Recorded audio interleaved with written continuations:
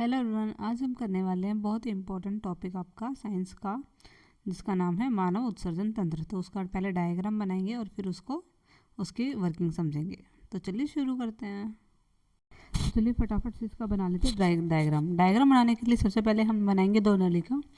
ये जो दो नली बना रहे हैं हम, एक है महाधमनी और एक है महाशिरा। सबको पता है कि महाशिरा क्या होती है, जो अपने अंदर साफ खून लेके चलती है, और महाधमनी कौन सी, जो अपने अंदर कम ऑक्सीजन वाला ब्लड लेके चलती है।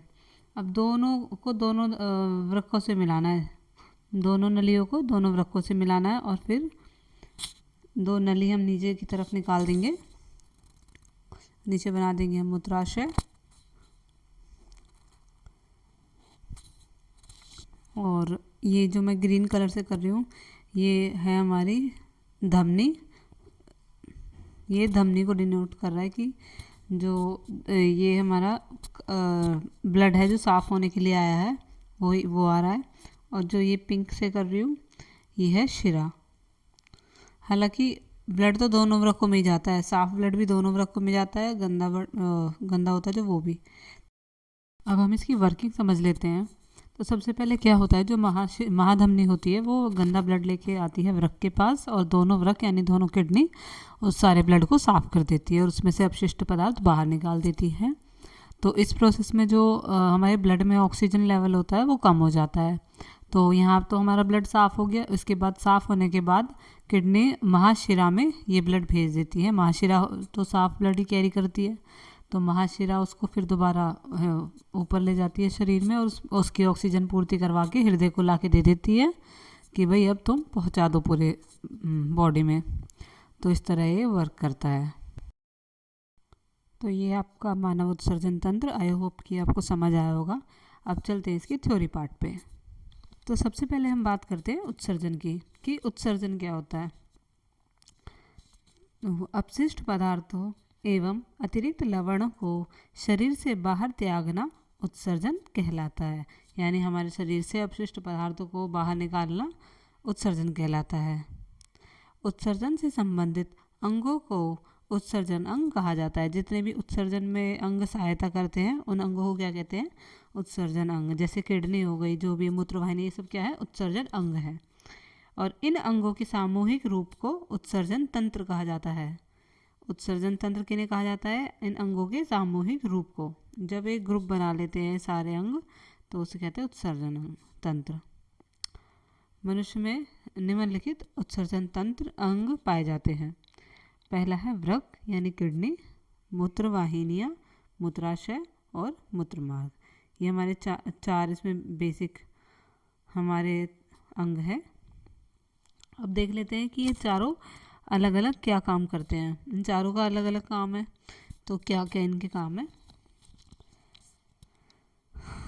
उत्सर्जन तंत्र द्वारा शरीर की कोशिकाओं द्वारा उत्पन्न अपशिष्ट को बाहर निकाला जाता है।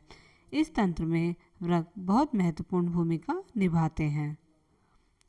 वृक्क यानी कि पहला अंग जो हमारा है उसका उनका नाम क्या है, वृक्क यानी किडनी। किडनी के बारे में पढ़ेंगे। यह मानव का मुख्य उत्सर्जन अंग है। यह 75 से 80% अपशिष्ट पदार्थों को बाहर निकालता है। दिखने में है सेम के बीज या राजमा के आकार का होता है। दिखने में कैसा लगता है, जैसे सेम का बीज होता है ना, या फिर राजमा, ये दिखने में उनके आकार का होता है। ठीक है जी। तो मेन जो काम करता है कौन करता है, वृक्क। मनुष्य शरीर में दो वृक्क होते हैं। कितने वृक्क होते हैं, दो वृक्क, एक दायां वृक्क और एक बायां वृक्क। मतलब एक वृक्क होता है दाईं ओर और एक होता है बाईं ओर। मनुष्य के वृक्क का भार 300 से 350 ग्राम होता है। मतलब एक किडनी का वजन कितना होता है, 300 से 350 ग्राम। वृक्क की क्रियात्मक इकाई वृक्काणु होते हैं। यानी कि वृक्क की क्रियात्मक इकाई क्या है, वृक्काणु। हिंदी में कहते हैं, इंग्लिश में कहते हैं नेफ्रॉन। नेफ्रॉन्स एक तरह से हमारे किडनी के अंदर फिल्टर का काम करते हैं। वही होते हैं जो हमारे फिल्टर करते हैं ब्लड को।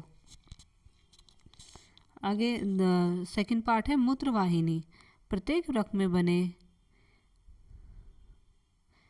प्रत्येक वृक्क में बनने वाला मूत्र मूत्रवाहिनी से होकर मूत्राशय में जाता है। वयस्क में इनकी लंबाई 25 से 30 सेंटीमीटर होती है। ये हो गया हमारा दूसरा भाग।